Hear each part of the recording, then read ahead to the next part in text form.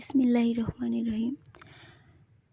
Pharmacology মানে হচ্ছে ঔষধবিদ্যা, অর্থাৎ ঔষধ নিয়ে সব রকম পড়াশোনার যে বিজ্ঞানটা সেটাই হচ্ছে ফার্মাকোলজি, মানে ঔষধের নিয়ে বিস্তর গবেষণা যেটা। তো ফার্মাকোলজিটা হচ্ছে বিজ্ঞানের একটা শাখা যেটা আলোচনা করে ড্রাগের ফার্মাকগনোসি, মানে প্রাকৃতিক উৎস থেকে পাওয়া ওষুধগুলা, ফার্মাসিউটিক্স ঔষধ প্রস্তুত করার যে বিজ্ঞানটা, ফার্মাকোকাইনেটিক্স মানে আমাদের শরীর ওষুধের সাথে কীভাবে কাজ করবে, এবং ফার্মাকোডাইনামিক্স ঔষধি পাই আমাদের শরীরে কীভাবে কাজ করে সেগুলো নিয়ে আলোচনাই হচ্ছে ফার্মাকোলজি মূলত পড়াশোনা।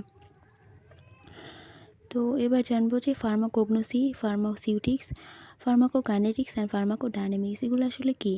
তো ফার্মাকগনোসিটা হচ্ছে যে প্রাকৃতিক উৎস থেকে পাওয়া যে ঔষধগুলো আমরা পাই সেগুলো নিয়ে পড়াশোনায় করা হয় হচ্ছে ফার্মাকগনোসিতে, অর্থাৎ সোর্স, তারপর আইডেন্টিফিকেশন, পিউরিফিকেশন, আইসোলেশন নিয়ে এখানে পড়াশোনা করা হয়।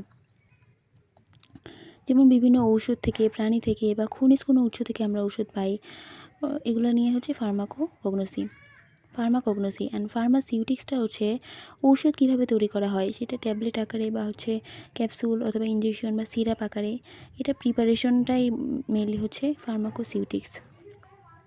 অ্যান্ড ফার্মাকোকাইনেটিক্সটা আলোচনা করে বডি ডাজ টু দ্য হচ্ছে ড্রাগ, অর্থাৎ শরীর ঔষধের সাথে কি করবে। আর একটা ওষুধ খাওয়ার পরে আমাদের শরীর ঔষধের সাথে কী করে, যেমন প্রথমে হচ্ছে আমরা যখন ওষুধ খাবো তো অ্যাবজর্পশন করবে, অবশ্যই শোষণ করলো, সে ডিস্ট্রিবিউশন করবে, ওষুধটা ছড়িয়ে পড়বে, অ্যান্ড তারপরে কি মেটাবলিজম হবে, এক্সক্রেশন করবে। এগুলো হচ্ছে আমাদের শরীর ওষুধের সাথে যে কাজগুলো করে পর্যায়ক্রমে, এটা হচ্ছে ফার্মাকোকাইনেটিক্স অ্যান্ড ফার্মাকোডাইনামিক্সটা হচ্ছে একটা ওষুধ খাওয়ার পর ওষুধটা আমাদের শরীরের উপর কী কী কাজ করে। যেমন কোনো ব্যথা হলে আমরা অ্যানালজেসিক যেগুলো খাই সেগুলো হচ্ছে আমাদের ব্যথা কমায়।